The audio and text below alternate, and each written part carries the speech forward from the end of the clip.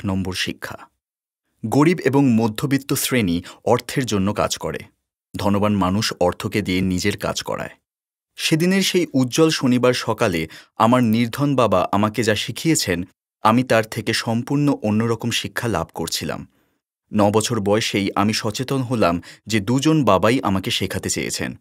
দুজন বাবাই আমাকে পড়াশোনায় উৎসাহ দিয়েছেন, কিন্তু একই জিনিস শেখাননি। আমার উচ্চশিক্ষিত বাবা পরামর্শ দিয়েছিলেন, তিনি যা করেছেন আমি যেন তাই করি।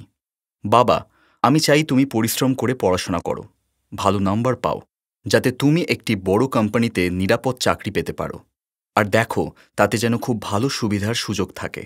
আমার ধনবান বাবা আমাকে শেখাতে চেয়েছিলেন অর্থ কিভাবে কাজ করে, যাতে আমি অর্থকে দিয়ে আমার কাজ করতে পারি। ওর দেওয়া এই শিক্ষা সারা জীবন আমার কাজে আসবে, শুধু ক্লাসরুমের ভিতরই সীমিত থাকবে না।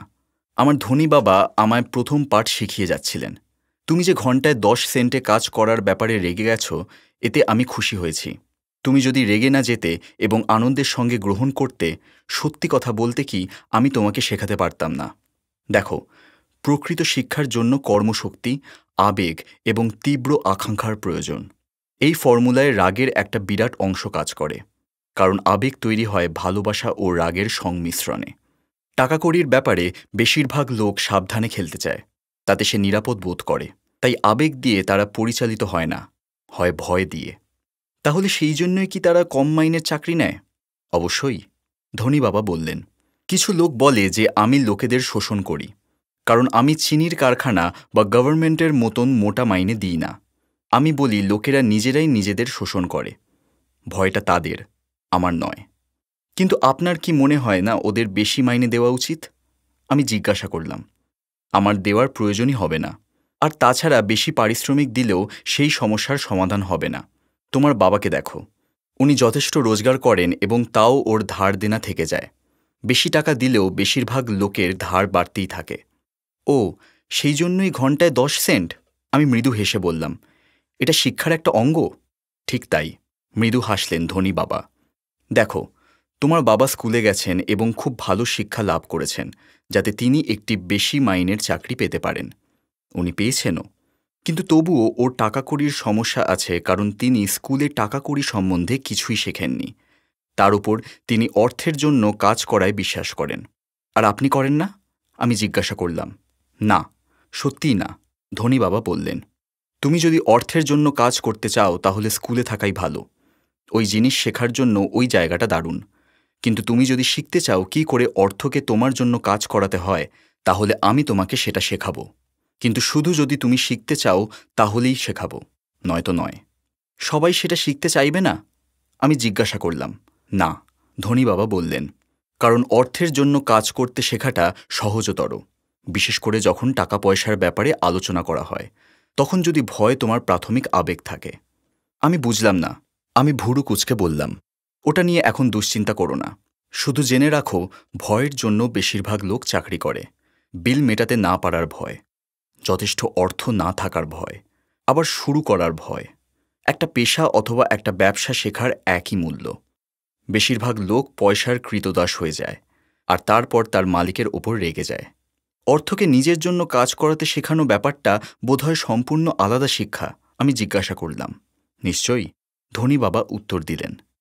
হাওয়াইয়ের সেই সুন্দর সকালে আমরা নিস্তব্ধ হয়ে বসে রইলাম। আমার বন্ধুরা তাদের লিটল লিগের বেসবল খেলা সবে শুরু করতে চলেছে। কোনো কারণে আমি নিজেকে ধন্যবাদ দিলাম, আমি ঘন্টায় 10 সেন্টে কাজ করব স্থির করেছিলাম বলে। আমি বুঝতে পেরেছিলাম আমি এমন কিছু শিখতে চলেছি যা আমার বন্ধুরা স্কুলে শিখতে পারবে না। শেখার জন্য প্রস্তুত? ধনী বাবা জিজ্ঞাসা করলেন। নিশ্চয়ই, আমি মুচকি হেসে বললাম। আমি আমার প্রতিশ্রুতি রেখেছি। আমি দূর থেকে তোমায় শিক্ষা দিচ্ছিলাম। আমার ধনী বাবা বললেন, 9 বছর বয়সেই তুমি অর্থের জন্য কাজ করতে কেমন লাগে তা বুঝতে পেরেছ। বেশিরভাগ লোকেরা কিভাবে জীবনযাপন করে তা বুঝতে হলে তোমার শেষ মাসটা 50 বছর দিয়ে গুণ করো, তাহলে তোমার একটা ধারণা হবে। আমি বুঝলাম না। চাকরি করা আর তারপর মাইনে বাড়াতে বলা, আমার সঙ্গে দেখা করা তোমার কেমন লাগছিল? অসহ্য। তুমি যদি অর্থের জন্য কাজ করা বেছে নাও, অনেকের মতোই তোমার জীবনের অর্থ ওই রকম হবে।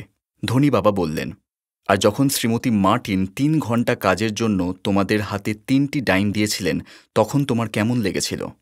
আমার মনে হয়েছিল এটা যথেষ্ট নয়। এটা কিছুই না মনে হয়েছিল। আমি নিরাশ হয়েছিলাম। আমি বললাম। আর বেশিরভাগ কর্মচারী যখন মাইনের চেকটা দেখে, তাদেরও ওই রকম মনে হয়। বিশেষ করে সব ট্যাক্স আর অন্য ডিডাকশনের পর। অন্ততপক্ষে তুমি ১০০%ই পেয়েছিলে। তুমি বলতে চাইছ বেশিরভাগ কর্মীরা সমস্ত মাইনেটা পায় না? আমি অবাক হয়ে জিজ্ঞাসা করলাম। হে ভগবান, না। ধনী বাবা বললেন, গভর্নমেন্ট সবসময় তার ভাগ আগে নিয়ে নেয়। ওরা কিভাবে এটা করে? আমি জিজ্ঞাসা করলাম। ট্যাক্স, বললেন ধনী বাবা। তুমি রোজগার করলে তোমায় ট্যাক্স দিতেই হবে। তুমি খরচা করলে তোমায় ট্যাক্স দিতে হবে। তুমি টাকা জমালে তোমায় ট্যাক্স দিতে হবে। এমনকি মারা গেলেও তোমাকে ট্যাক্স দিতে হবে। লোকেরা কেন সরকারকে তাদের ওপর এরকম অন্যায় করতে দেয়? ধনীরা করতে দেয় না। ধনবান বাবা মৃদু হাসতে হাসতে বললেন, গরিব এবং মধ্যবিত্তরা করে। আমি বাজি রেখে বলতে পারি যে আমি তোমার বাবার চেয়ে বেশি রোজগার করি। তবুও তিনি ট্যাক্সের জন্য আমার থেকে বেশি টাকা দেন। কি করে সেটা সম্ভব? আমি জিজ্ঞাসা করলাম। ৯ বছরের বালক হিসাবে আমার কাছে এর অর্থ কোনো মতেই পরিষ্কার হচ্ছিল না। তারা গভর্নমেন্টকে কেন তাদের ওপর এমন করতে দেবে? ধনবান বাবা নীরবে সেখানে বসে রইলেন। আমার মনে হলো উনি চাইছেন আমি বকবক না করে ওনার কথা শুনি। শেষে আমি শান্ত হলাম। যা শুনেছি তা আমার ভালো লাগেনি। আমি জানতাম সবসময় ট্যাক্স এত বেশি দিতে হয় বলে আমার বাবা অভিযোগ করতেন, কিন্তু সত্যিই এ বিষয়ে তিনি কিছুই করেননি। তাহলে কি জীবন এইভাবে ওকে ধাক্কা দিচ্ছিল? ধনবান বাবা আমার দিকে চেয়ে ধীরে ধীরে তার চেয়ারে বসে নীরবে দুলছিলেন। শেখার জন্য প্রস্তুত?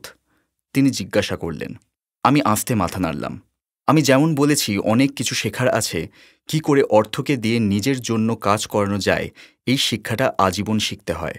বেশিরভাগ লোক 4 বছরের জন্য কলেজে যায় আর তাদের পড়াশোনা শেষ হয়ে যায়। আমি আগেই জেনে গেছি যে আমার অর্থ নিয়ে এই শিক্ষা সারা জীবন ধরে চলবে। কারণ সোজা কথায়, আমি যত জানতে পারব তত বুঝব যে আমার আরও জানা দরকার। বেশিরভাগ লোক এই বিষয়ে পড়াশোনা করে না। তারা কাজে যায়, তাদের মাইনের চেক পায়, চেক বুকে ব্যালেন্স করে, ব্যাস হয়ে গেল। তার ওপর আবার ভাবে কেন টাকা পয়সার সমস্যা হচ্ছে। তাদের মনে হয় আরও বেশি অর্থ সমস্যার সমাধান করবে। খুব কম সংখ্যকই বুঝতে পারে যে আর্থিক শিক্ষার স্বল্পতাই তাদের আসল সমস্যা। তাহলে আমার বাবার ট্যাক্সের সমস্যার কারণ তিনি অর্থ সম্বন্ধে কিছু বোঝেন না? আমি বিভ্রান্ত হয়ে জিজ্ঞাসা করলাম। দেখো, ধনবান বাবা বললেন, অর্থকে কিভাবে তোমার জন্য কাজ করাতে হয় সেই শিক্ষার একটি অতি ছোট ভাগ হচ্ছে ট্যাক্স।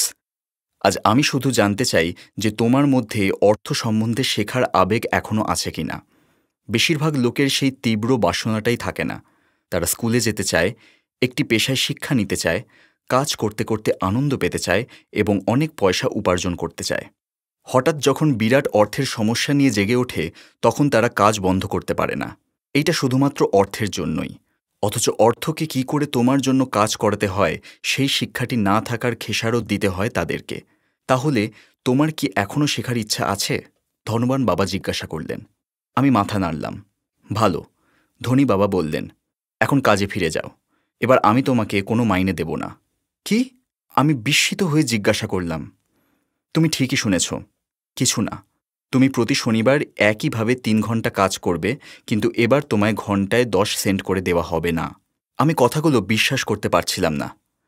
আমার সঙ্গে মাইকের আগেই এই বিষয়ে কথাবার্তা হয়ে গেছে। ও বিনা মাইনেতে আগে থেকেই কাজ করছে, ঝাড়পোছ করছে আর টিনের জিনিস সাজাচ্ছে। তুমি বরং তাড়াতাড়ি করো, ওখানে যাও।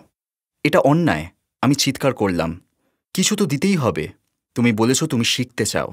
তুমি যদি এখন এটা না শেখো, তাহলে তুমি বড় হয়ে আমার লিভিং রুমে বসে থাকা ওই মহিলা দুটি আর বয়স্ক লোকটির মতন হবে। পয়সার জন্য কাজ করবে আর আশা করবে আমি যেন তোমাদের চাকরি থেকে না ছাড়িয়ে দিই।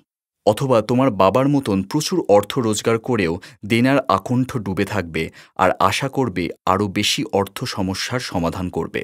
যদি তাই চাও, তাহলে আমাদের প্রথম যে কথা হয়েছিল, ঘন্টায় 10 সেন্টের, আমি তাই দেব। অথবা বেশিরভাগ লোকেরা যা করে তুমি তাও করতে পারো। যথেষ্ট মাইনে নয় বলে অভিযোগ করো, কাজ ছেড়ে দাও আর আবার নতুন একটা চাকরি খোঁজো। কিন্তু আমি কি করব? আমি জিজ্ঞাসা করলাম। ধনবান বাবা আমার মাথায় আঙুল দিয়ে মৃদু আঘাত করলেন। এটা ব্যবহার করো। এটা ভালোভাবে ব্যবহার করতে পারলে তুমি শিগগিরই আমাকে একটি সুযোগ দেবার জন্য ধন্যবাদ দেবে, আর তুমি একজন ধনী ব্যক্তিত্বে পরিণত হবে। আমি ওখানে দাঁড়িয়ে রইলাম। কি একটি বাজে প্রস্তাব আমাকে দেওয়া হলো তা বিশ্বাস হচ্ছিল না। আমি এসেছিলাম মাইনে বাড়ানোর কথা বলতে, আর আমাকে এখন বলা হচ্ছে বিনা পারিশ্রমিকে কাজ করে যেতে। ধনবান বাবা আমার মাথায় আবার ঠুকঠুক করলেন আর বললেন, এটা ব্যবহার করো। এখন এখান থেকে বেরিয়ে যাও, নিজের কাজ করো। ধনীরা অর্থের জন্য কাজ করে না। আমাকে যে বেতন দেওয়া হচ্ছে না সে কথা আমার গরিব বাবাকে বলিনি। উনি ব্যাপারটা বুঝতেন না, আর আমি ওকে এমন কিছু বোঝানোর চেষ্টা করতে চাইছিলাম না যেটা আমি নিজে তখনও ভালো করে বুঝিনি। আরও ৩ সপ্তাহ মাইক আর আমি প্রতি শনিবার ৩ ঘন্টা করে কাজ করেছিলাম বিনা পয়সায়। কাজটা নিয়ে আমার কোনো ঝামেলা ছিল না, আর রুটিনটাও ক্রমশ সহজ হয়ে গিয়েছিল। কিন্তু বেসবল খেলাটা না খেলতে পারা আর কমিক কেনার সামর্থ্য না থাকার দুঃখটা আমায় কুড়ে কুড়ে খাচ্ছিল। ৩ সপ্তাহ পরে এক দুপুরে ধনবান বাবা এলেন। আমরা পার্কিংয়ের জায়গায় তার ট্রাক ঢোকার আর ইঞ্জিন বন্ধ করার আওয়াজ পেলাম। তিনি স্টোরের ভিতর ঢুকলেন। তার শ্রীমতী মার্টিনকে জড়িয়ে স্টোরের কাজকর্ম কেমন চলছে সে সম্বন্ধে খবর নেবার পর তিনি আইসক্রিম ফ্রিজারের কাছে গেলেন। 2টো বার টেনে বার করলেন, তার দাম দিলেন এবং তারপর মাইক আর আমার দিকে ইশারা করলেন, ছেলেরা চলো একটু হাঁটতে যাওয়া যাক। কয়েকটি গাড়িকে কৌশলে পাশ কাটিয়ে আমরা রাস্তা পার হলাম। তারপর একটি বড় ঘাসে ভরা মাঠের মধ্যে দিয়ে হাঁটতে লাগলাম। সেখানে কয়েকজন বয়স্ক লোক সফটবল খেলছিল। দূরে একটা পিকনিক টেবিলে বসার পর তিনি মাইককে আর আমাকে আইসক্রিম বার বের করে দিলেন। কেমন চলছে তোমাদের কাজ? ঠিক আছে, মাইক বলল। আমিও সহমত হয়ে মাথা নাড়লাম। কিছু শিখলে? ধনী বাবা জিজ্ঞাসা করলেন। মাইক আর আমি পরস্পরের দিকে দেখলাম, কাঁধ ঝাঁকালাম আর একসঙ্গে মাথা নাড়লাম। জীবনের একটি বড় ফাঁদ এড়িয়ে যাওয়া। ওহে, এবার চিন্তা ভাবনা শুরু করলে তো ভালো হয়। তোমরা এখন জীবনের সবচেয়ে বড় শিক্ষার মধ্যে দিয়ে যাচ্ছ। এই শিক্ষা যদি তোমরা শিখতে পারো, তোমরা স্বাধীন আর নিরাপদ জীবন কাটাতে পারবে। যদি তোমরা না শিখতে পারো, তোমাদের দশাও শেষ অবধি শ্রীমতী মার্টিন অথবা যারা এই পার্কে সফটবল খেলছে তাদের মতন হবে। ওরা অতি অল্প অর্থের জন্য প্রচুর খাটে, আর চাকরির নিরাপত্তার স্বপ্নে বিভোর হয়ে থাকে। প্রতি বছরের শেষে ৩ সপ্তাহের ছুটি আর ৪৫ বছর কাজের পর স্বল্প পেনশনের জন্য সানন্দে প্রতীক্ষা করে। সেটা যদি তোমাদের কাঙ্ক্ষিত হয়, তাহলে আমি তোমাদের মাইনে বাড়িয়ে ঘণ্টায় ২৫ সেন্ট করে দেব। এবার চিন্তাভাবনা শুরু করলে ভালো হয়। তোমরা এখন জীবনের সবচেয়ে বড় শিক্ষার মধ্যে দিয়ে যাচ্ছ। এই শিক্ষা যদি তোমরা শিখতে পারো, তোমরা স্বাধীন আর নিরাপদ জীবন কাটাতে পারবে। যদি তোমরা না শিখতে পারো, তোমাদের দশাও শেষ অবধি শ্রীমতী মার্টিন অথবা যারা এই পার্কে সফটবল খেলছে তাদের মতন হবে। ওরা অতি অল্প অর্থের জন্য প্রচুর খাটে, আর চাকরির নিরাপত্তার স্বপ্নে বিভোর হয়ে থাকে। প্রতি বছরের শেষে ৩ সপ্তাহের ছুটি আর ৪৫ বছর কাজের পর স্বল্প পেনশনের জন্য সানন্দে প্রতীক্ষা করে। সেটা যদি তোমাদের কাঙ্ক্ষিত হয়, তাহলে আমি তোমাদের মাইনে বাড়িয়ে ঘণ্টায় ২৫ সেন্ট করে দেব। কিন্তু এরা ভালো, পরিশ্রমী মানুষ। আপনি কি এদের নিয়ে মজা করছেন? আমি জোর দিয়ে বললাম। ধনবান বাবার মুখে একটু হাসি খেলে গেল। শ্রীমতী মার্টিন আমার মায়ের মতো। আমি কখনোই অত নিষ্ঠুর হব না। আর কথাটা হয়তো নিষ্ঠুর শোনাচ্ছে, কারণ আমি চেষ্টা করছি আমার যতদূর সাধ্য তোমাদের দুজনকে কিছু একটা বিশেষ দেখাতে। আমি তোমাদের দৃষ্টিভঙ্গি প্রসারিত করতে চাইছি, যাতে তোমরা কিছু দেখতে পাও। এমন কিছু যা বেশিরভাগ লোক কখনো দেখার সুযোগ পায় না, কারণ তাদের দৃষ্টিভঙ্গি অত্যন্ত সংকীর্ণ। বেশিরভাগ লোক যে ফাঁদে পড়েছে সেটা দেখতে পায় না। মাইক আর আমি তার বক্তব্য স্পষ্ট না বুঝে ওখানে বসে থাকলাম। ওর কথা নিষ্ঠুর শোনাচ্ছিল, তবুও আমরা বুঝতে পারছিলাম উনি প্রাণপণে আমাদের কিছু জানাতে চাইছিলেন। একটু হেসে ধনী বাবা বলছিলেন, ঘণ্টায় ২৫ সেন্টটা কি ভালো শোনাচ্ছে না? এটা তোমাদের হৃৎস্পন্দন একটু বাড়িয়ে দিচ্ছে না? ঠিক আছে, আমি ঘণ্টায় $১ দেব। ধনী বাবা একটু ধূর্ত হাসি হেসে বললেন। এবার আমার হৃদযন্ত্র দৌড়াতে শুরু করেছে। আমার মগজ চিৎকার করে বলতে চাইছে, রাজি হয়ে যাও, রাজি হয়ে যাও। আমি কথাগুলো বিশ্বাস করতে পারছি না আমি ঠিক কি শুনছি। তাও আমি কিছু বললাম না। ঠিক আছে, ঘণ্টায় $2। আমার ৯ বছরের ছোট মগজ এবং হৃদযন্ত্র ফেটে যাবার উপক্রম। যতই হোক, ১৯৫৬-এ ঘণ্টায় $2 আমাকে পৃথিবীর সবচেয়ে ধনী বালকে পরিণত করবে। আমি কল্পনাও করতে পারি না অত পয়সা রোজগার করছি। আমি ডিলটা করতে চাইছিলাম। আমি যেন দেখতে পাচ্ছিলাম নতুন সাইকেল, নতুন বেসবল গ্লাভস আর আমার নগদ টাকা দেখে বন্ধুদের বিস্ময় আর শ্রদ্ধা। তাছাড়া জিমি আর তার ধনী বন্ধুরা কখনো আমাকে গরিব বলতে পারবে না। কিন্তু কোনো কারণে আমি চুপ করে থাকলাম। হতে পারে আমার মগজটা একটু বেশি গরম হয়ে গিয়েছিল আর একটা ফিউজ উড়ে গিয়েছিল। কিন্তু অন্তরের গভীরে আমি ভীষণভাবে ঘন্টায় $2 চাইছিলাম। আইসক্রিমটা গলে গিয়েছিল আর আমার হাত বেয়ে বেয়ে পড়ছিল। আইসক্রিমের কাঠিটা খালি হয়ে গিয়েছিল। নিচে একটা চটচটে ভ্যানিলা আর চকলেটের মিশ্রণ পড়েছিল। পিঁপড়েরা সেটা উপভোগ করছিল। ধনবান বাবা দুটি বালকের দিকে বিস্ফারিত চোখে খালি মস্তিষ্কে তার দিকে চেয়েছিলেন। তিনি জানতেন যে তিনি আমাদের পরীক্ষা নিচ্ছেন। তিনি এও জানতেন যে আমাদের আবেগের কিছুটা অংশ ডিলটা চাইছিল। তিনি জানতেন প্রতিটি মানুষের আত্মার একটি দুর্বল এবং অভাবগ্রস্ত দিক থাকে, যেটা কেনা যায়। আর তিনি এও জানতেন প্রতিটি মানুষের আত্মার আরেকটি অংশ থাকে যেটা দৃঢ় এবং স্থির সংকল্প, যেটা কোনোদিন কেনা যায় না। প্রশ্নটা হলো, কোনটি বেশি শক্তিশালী? তিনি নিজের জীবনকালে হাজার হাজার ইন্টারভিউ নিয়েছেন, কিন্তু যখনই তিনি চাকরির জন্য কারোর ইন্টারভিউ নিয়েছেন, সেই মানুষটির মনের পরীক্ষাও নিয়েছেন। ঠিক আছে, ঘন্টায় $5। হঠাৎ আমার অন্তরে একটা স্তব্ধতা টের পেলাম। কিছু একটা পরিবর্তন ঘটে গেছে। প্রস্তাবটা অত্যন্ত বড় এবং ক্রমশ একটা উপহাসে পরিণত হচ্ছে। 1956 সালে বেশির সংখ্যক বয়স্করা ঘন্টায় $5 রোজগার করত না। লোভ অন্তর্হিত হল আর শান্তি নেমে গেল। ধীরে ধীরে আমি মাইককে দেখার জন্য বাঁদিকে ঘুরলাম। সেও আমার দিকে ঘুরে দেখল। আমার আত্মার যে অংশ দুর্বল আর অভাবগ্রস্ত তা স্তব্ধ হয়ে গেল। আমার আত্মার যে অংশ কেনা যায় না তার জয় হল। অর্থ সম্বন্ধে একটি শান্তি আর নিশ্চয়তা আমার মস্তিষ্কে এবং আত্মায় প্রবেশ করল। আমি জানতাম মাইকও সে কথা বুঝতে পেরেছে। ভালো, ধনবান বাবা বললেন নরম স্বরে। বেশিরভাগ মানুষের একটি মূল্য থাকে, আর তাদের সেই মূল্যের কারণ হচ্ছে মানুষের দুটো আবেগ, ভয় আর লোভ। প্রথমে অর্থ না থাকার ভয় আমাদের পরিশ্রম করে কাজ করার জন্য অনুপ্রাণিত করে, আর তারপর একবার মাইনেটা হাতে এলে লোভ অথবা ইচ্ছা আমাদের চিন্তা করাতে থাকে। যে সুন্দর জিনিসগুলোর অর্থ দিয়ে কেনা যায়, আমরা সেসব কামনা করি। ছকটা তখনই ঠিক হয়ে যায়। কী ছক? আমি জিজ্ঞাসা করলাম।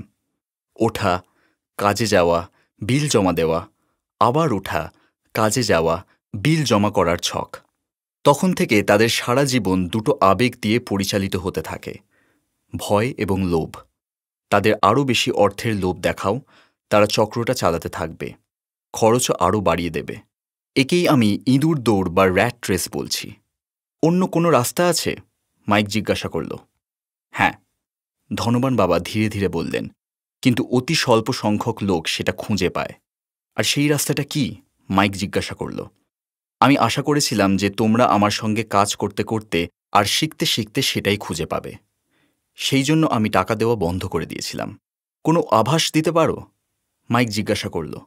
আমরা এরকম কঠিন পরিশ্রম করে, তাও বিনা মাইনেতে কাজ করে যে ক্লান্ত হয়ে পড়েছি।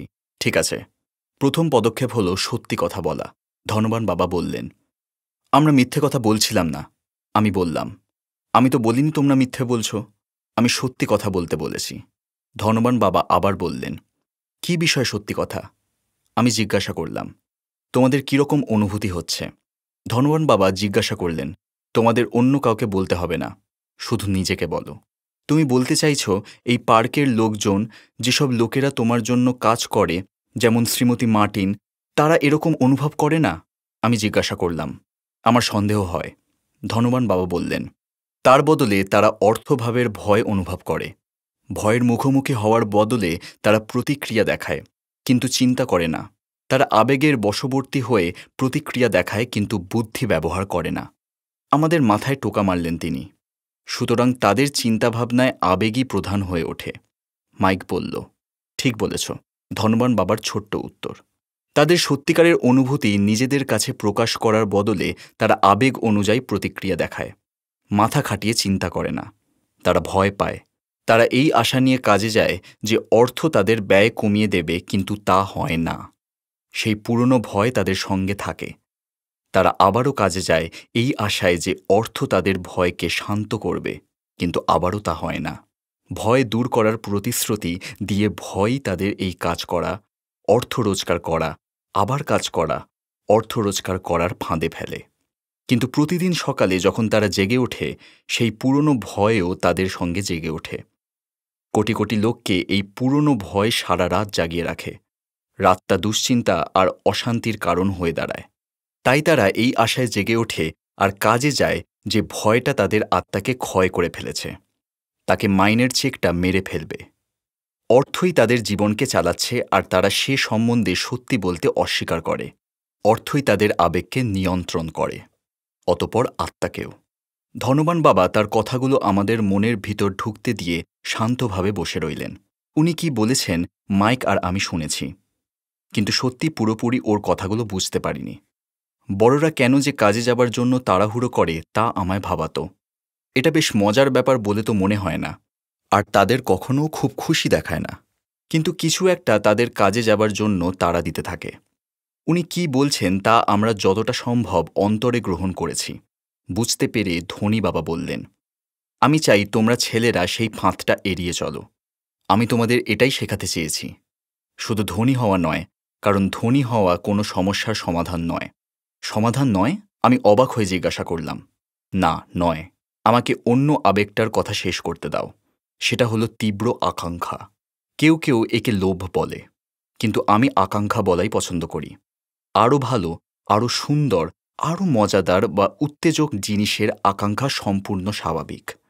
সুতরাং লোকেরা আকাঙ্ক্ষা পূর্ণ করার ইচ্ছায় অর্থের জন্য কাজ করে।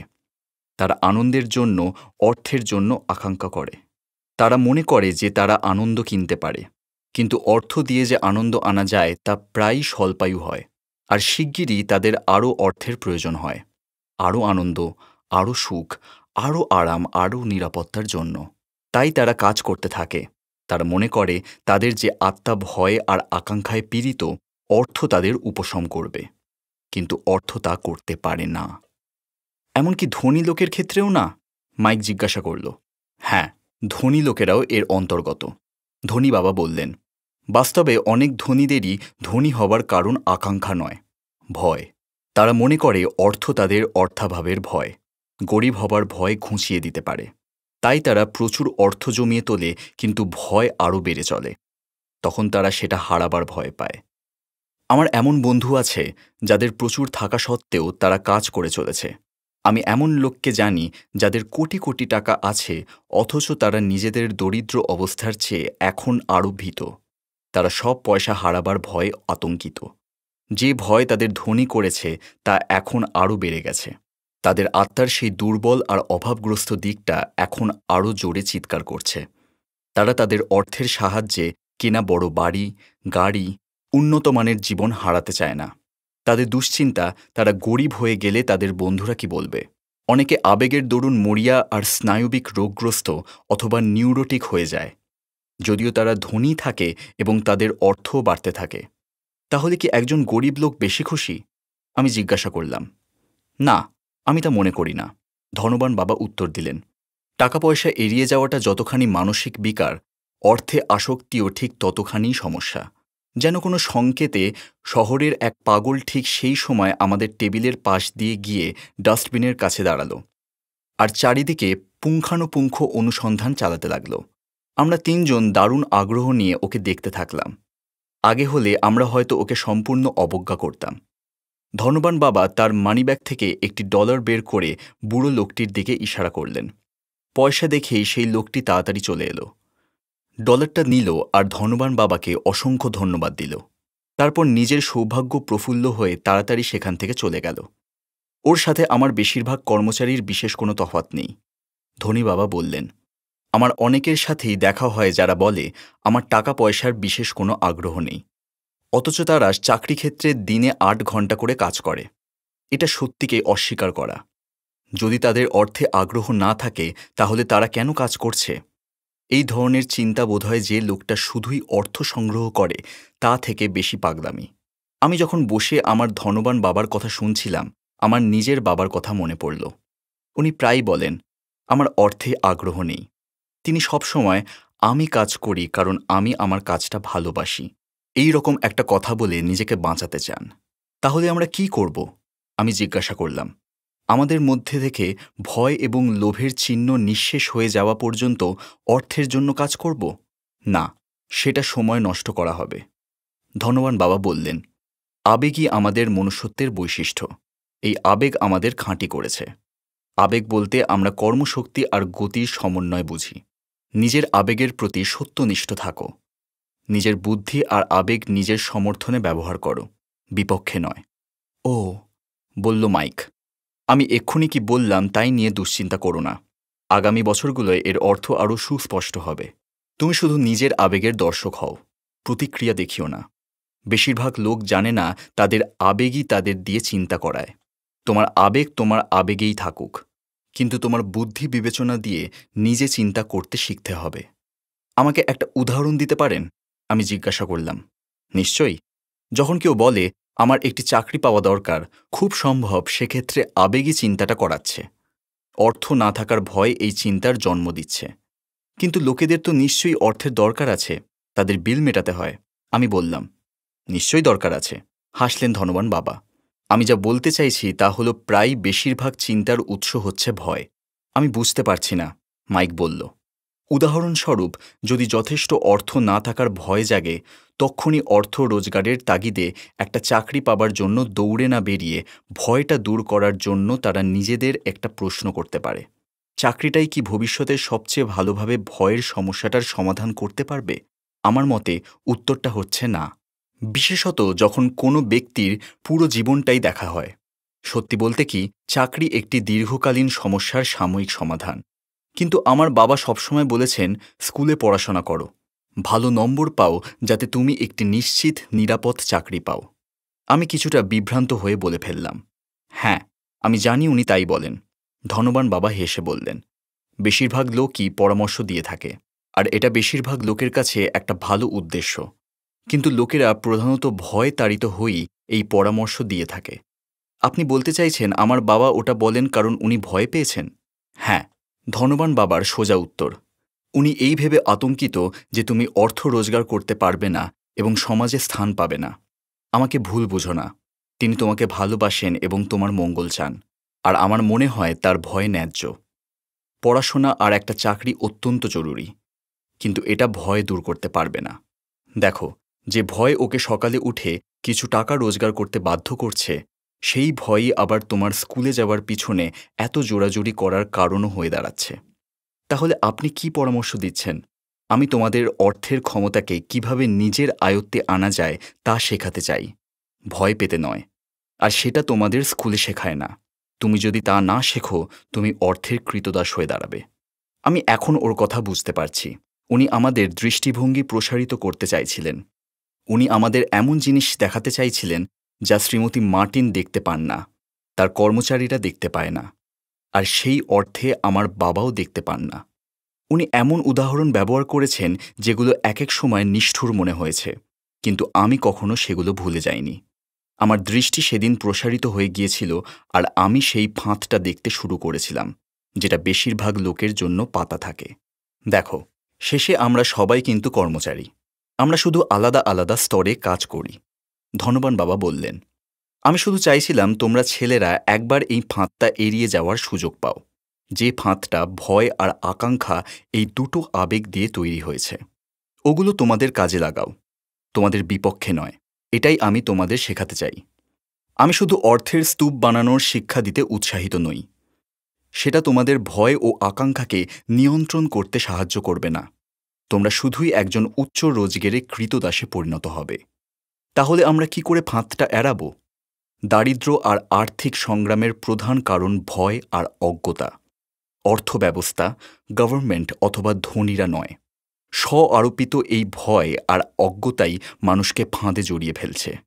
সুতরাং তোমরা ছেলেরা স্কুলে যাও আর তোমাদের কলেজের ডিগ্রি অর্জন করো। কিভাবে ফাঁদটা এড়িয়ে থাকতে হয় আমি তোমাদের শেখাবো। ধাঁধার রহস্যগুলো এবার সামনে আসছে। আমার উচ্চশিক্ষিত বাবা উচ্চশিক্ষা আর আকর্ষণীয় কর্মজীবন ছিল, কিন্তু স্কুল বাবাকে কখনো শেখায়নি কিভাবে অর্থ অথবা ভয়কে বশে আনতে হয়। আমি বুঝতে পারলাম আমি দুজন বাবার কাছ থেকে দুটো আলাদা আলাদা মূল্যবান শিক্ষা পেতে পারি। তুমি অর্থ না থাকার ভয়ের কথা বলছো, কিন্তু অর্থের আকাঙ্ক্ষা কিভাবে আমাদের চিন্তাকে প্রভাবিত করবে? মাইক জিজ্ঞাসা করল। যখন আমি তোমাদের পয়সা বাড়ানোর লোভ দেখাচ্ছিলাম, তোমাদের কেমন মনে হচ্ছিল? তোমরা কি খেয়াল করেছিলে যে তোমাদের আকাঙ্ক্ষা ক্রমশ বাড়ছিল? আমরা সম্মতিসূচক মাথা নাড়লাম। আবেগের কাছে নিজেদের সমর্পণ না করে তোমরা চিন্তা করে প্রতিক্রিয়া দেখাতে পেরেছিলে। সেটাই সবচেয়ে প্রয়োজনীয়। ভয় আর লোভের আবেগ সবসময় থাকবে। এখন থেকে তোমাদের প্রয়োজন এই আবেগগুলোকে নিজেদের সুবিধার জন্য ব্যবহার করা। অদূর ভবিষ্যতের কথা চিন্তা করে শুধুই আবেগ দিয়ে পরিচালিত হওয়া, চিন্তাকে আবেগ দিয়ে প্রভাবিত করা নয়। বেশিরভাগ লোক ভয় এবং লোভকে নিজেদের বিরুদ্ধে ব্যবহার করে। সেটাই অজ্ঞতার শুরু। বেশিরভাগ লোক মাইনের চেক, মাইনে বাড়া আর চাকরি নিরাপত্তার পিছনে দৌড়ে জীবনটা কাটিয়ে দেয়। এর কারণ তাদের আকাঙ্ক্ষা আর ভয়ের আবেগ। তারা নিজেদের কখনো প্রশ্ন করে না যে এই আবেগতাড়িত চিন্তাগুলো তাদের কোথায় নিয়ে যাচ্ছে। এটি ঠিক এই রকম একটি ছবির মতো। একটি গাধা একটি ঠেলা টানছে, আর তার মালিক ঠিক গাধাটির নাকের সামনে একটি গাজর ঝুলিয়ে দিয়েছে। গাধার মালিক হয়তো তার যেখানে ইচ্ছা সেখানে যাচ্ছে, কিন্তু গাধাটি একটি মায়া বা অলীক বস্তুকে তাড়া করছে। পরের দিন ওখানে আরেকটি গাজর থাকবে গাধাটির জন্য।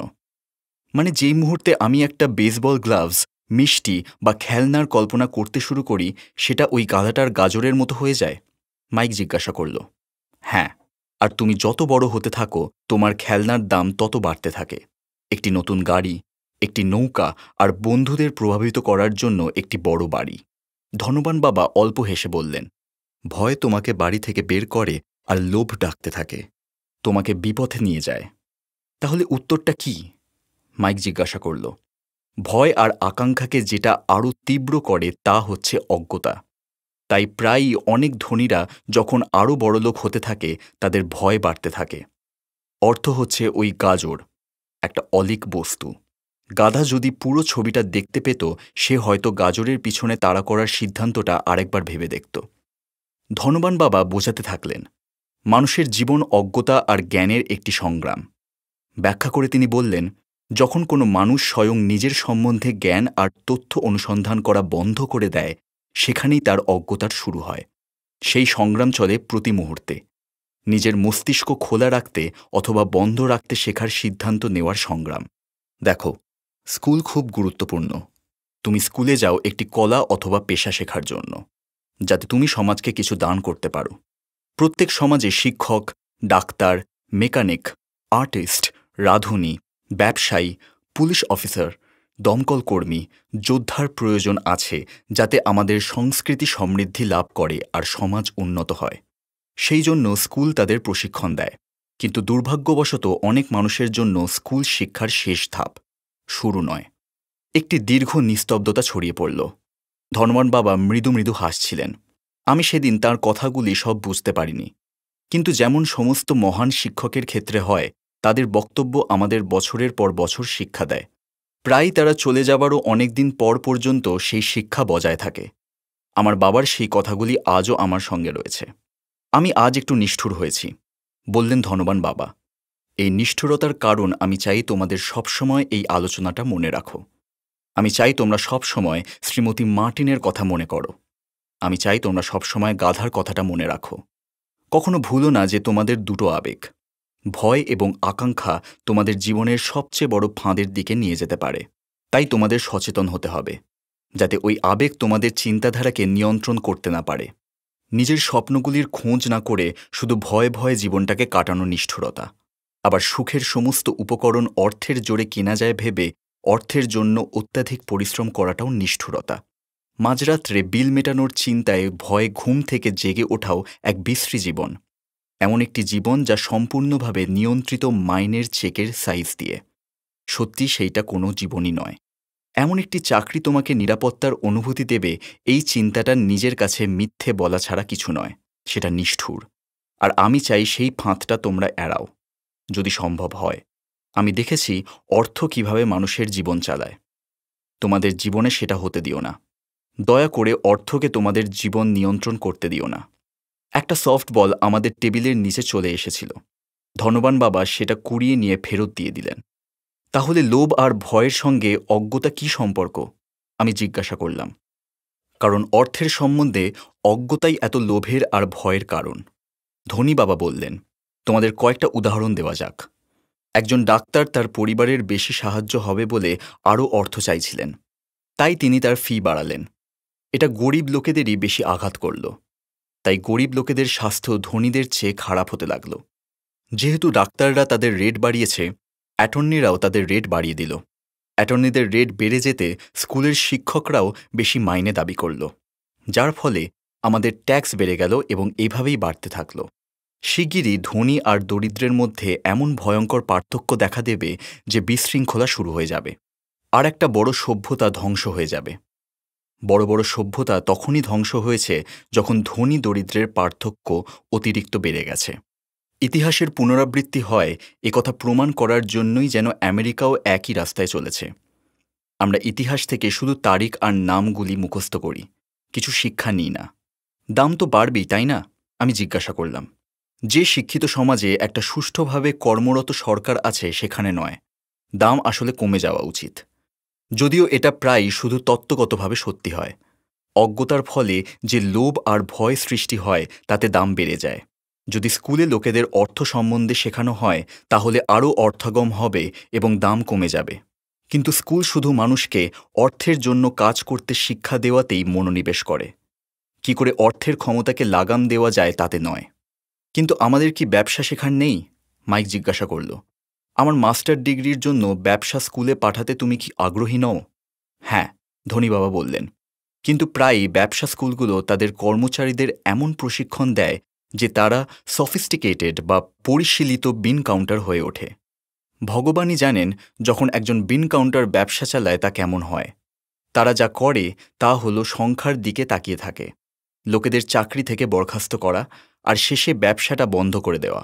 আমি জানি, কারণ আমি বিন কাউন্টারদের নিয়োগ করি। তারা যা ভাবে তা হলো কি করে খরচ কমানো যায় আর দাম বাড়ানো যায়, যেটা আরও সমস্যার সৃষ্টি করে। বিন কাউন্টিং এর কাজও উল্লেখযোগ্য। আমি আশা করি আরও লোকেরা এ বিষয়ে সচেতন হয়ে উঠুক, কিন্তু এটাও পুরো ছবি তৈরি করে না। ধনবান বাবা রাগতভাবে যোগ করলেন, এর কি কোনো সমাধান আছে? মাইক জিজ্ঞাসা করল। হ্যাঁ, ধনবান বাবা বললেন, চিন্তা করার সময় আবেগকে ব্যবহার করতে শেখো, আবেগ দিয়ে চিন্তা করো না। যখন প্রথম তোমরা ছেলেরা তোমাদের আবেগকে আয়ত্তে আনতে পেরেছিলে, আমার জন্য বিনা পয়সায় কাজ করতে রাজি হয়েছিলে। আমি জানতাম আশা আছে। আবার যখন আমি তোমাদের আরও অর্থের লোভ দেখাচ্ছিলাম, তোমরা নিজেদের আবেগকে রোধ করেছিলে। তোমরা আবার চিন্তা করতে শিখেছিলে, যদিও তোমাদের মন আবেগপূর্ণ ছিল। ওটাই প্রথম পদক্ষেপ। এই পদক্ষেপটা এত জরুরি কেন? আমি জিজ্ঞাসা করলাম। সেটা তোমাদের খুঁজে বার করতে হবে যদি তোমরা শিখতে চাও। আমি তোমাদের ব্রায়ার প্যাচ নিয়ে যাব, যেখানে বেশিরভাগ লোকই যেতে চায় না। তোমরা যদি আমার সঙ্গে যাও, তোমরাও অর্থের চিন্তা ছেড়ে দেবে, বরং অর্থকে তোমাদের জন্য কাজ করাতে শিখবে। আর যদি আমরা তোমার সঙ্গে যাই, আমরা কি পাব? যদি তোমার কাছ থেকে শিখতে রাজি হই, তাতে কি হবে? আমরা কি পাব?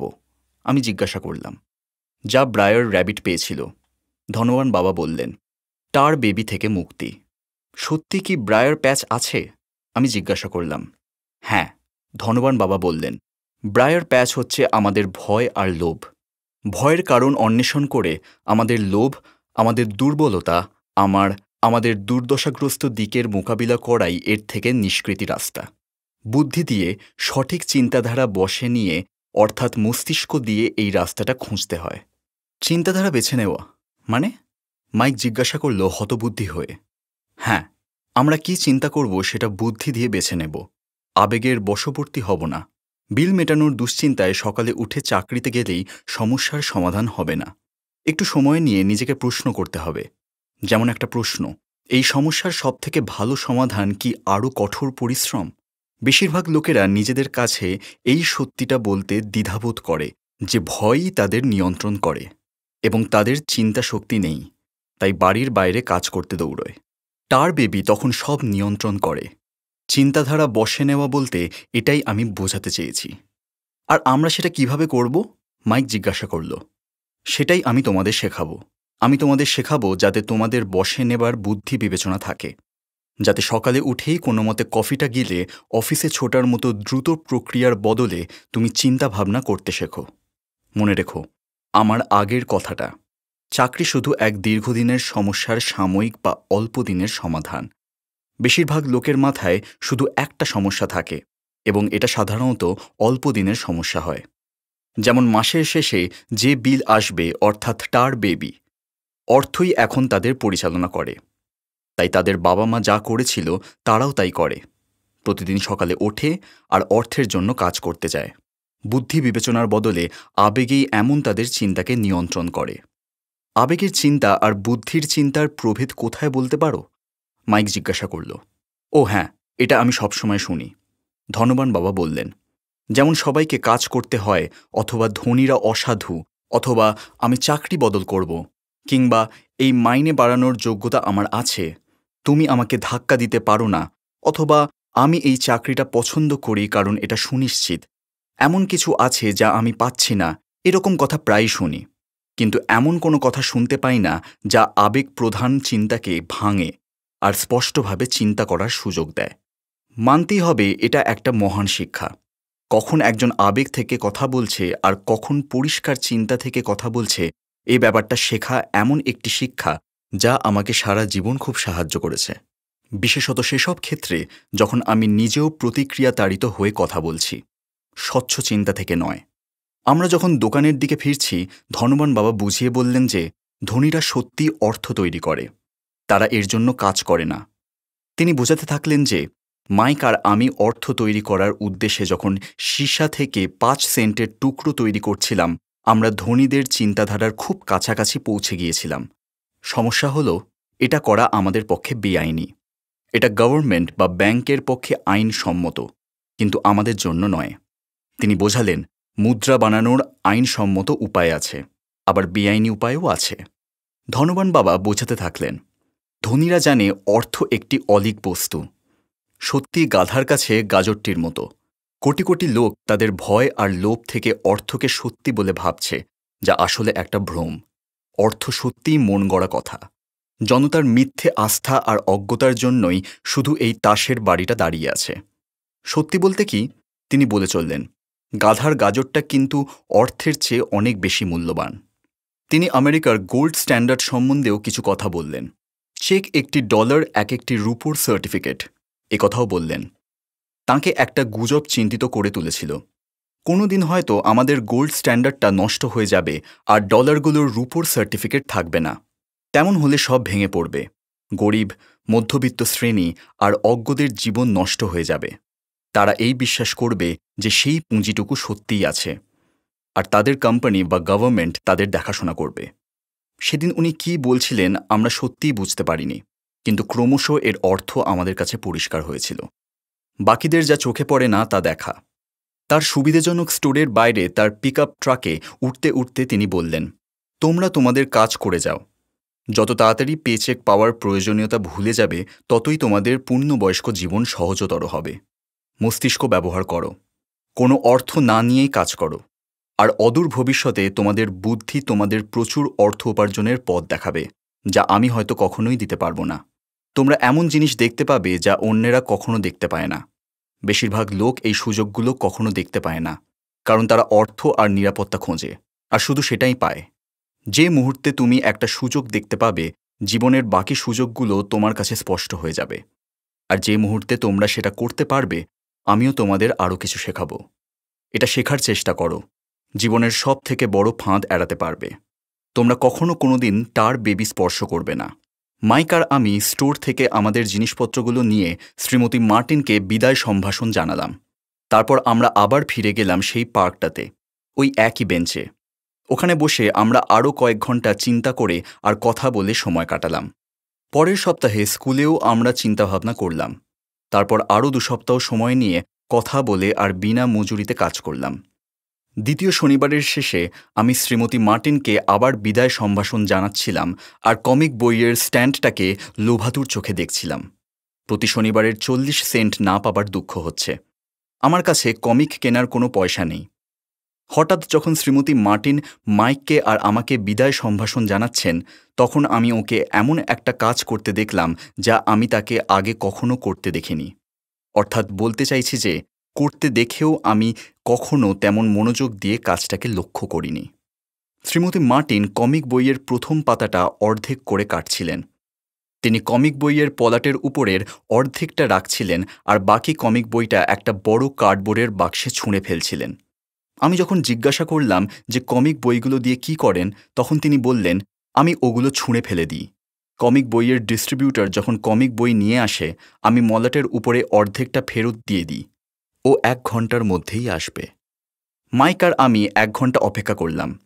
কিছুক্ষণ পরেই ডিস্ট্রিবিউটর এসে পড়ল। আমি তাকে জিজ্ঞাসা করলাম যে আমি কমিক বইগুলো নিতে পারি কিনা।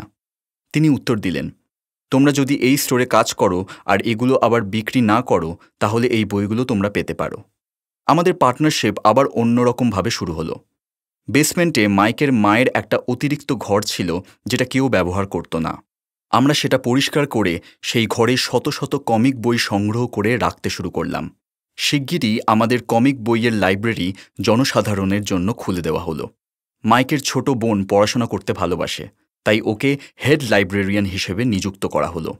সে প্রতিটি শিশুর কাছ থেকে লাইব্রেরিতে ভর্তি হবার জন্য 10 সেন্ট করে চার্জ করত। এই লাইব্রেরি প্রতিদিন স্কুলের পরে 2:30 থেকে বিকেল 4:30 অবধি খোলা থাকত। ক্রেতারা অর্থাৎ পাড়ার বাচ্চারা এই 2 ঘন্টায় যত খুশি কমিক পড়তে পারত।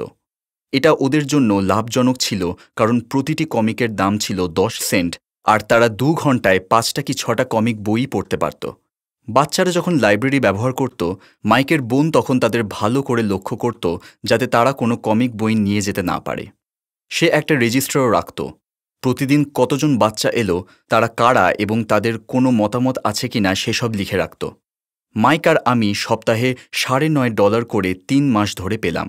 আমরা ওর বোনকে সপ্তাহে $1 দিতাম। তার বিনা পয়সায় কমিক বই পড়ার অনুমতি ছিল। যদিও সে খুব কমই পড়ত সেই বইগুলি, পাঠ্য বই পড়তেই সবসময় ব্যস্ত থাকত।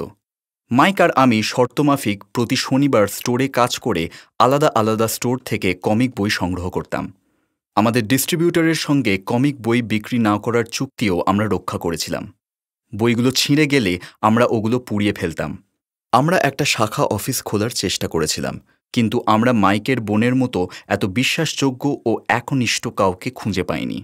অনেক কম বয়সে আমরা বুঝতে পেরেছিলাম ভালো কর্মচারী পাওয়া কত কঠিন।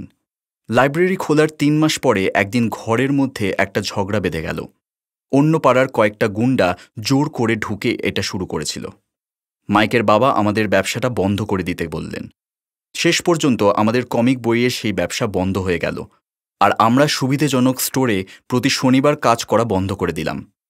যাই হোক, ধনবান বাবা আমাদের কিছু নতুন বিষয় শেখাতে চান বলে উত্তেজিত ছিলেন। তিনি সুখী হয়েছিলেন এই দেখে যে আমরা প্রথম পর্বের শিক্ষা এত ভালো করে শিখতে পেরেছি। আমরা পয়সাকে আমাদের জন্য কাজ করাতে শিখেছি। স্টোরে অর্থ রোজগার করার সুযোগ খুঁজে নিয়েছিলাম। নিজেদের কমিক বই লাইব্রেরির ব্যবসা শুরু করায় আমরা আমাদের আর্থিক ব্যবসাকে নিজেরাই নিয়ন্ত্রণ করতে পারছিলাম। কোনো মালিকের উপর নির্ভর করতে হচ্ছিল না। সবচেয়ে ভালো হলো, আমাদের শারীরিকভাবে উপস্থিত না থাকা সত্ত্বেও ব্যবসা আমাদের জন্য অর্থোপার্জন করছিল। আমাদের অর্থ আমাদের জন্যই কাজ করছিল। আমাদের পারিশ্রমিক হিসাবে টাকা পয়সা দেওয়ার বদলে ধনবান বাবা আমাদের অনেক বেশি কিছু দিয়েছিলেন।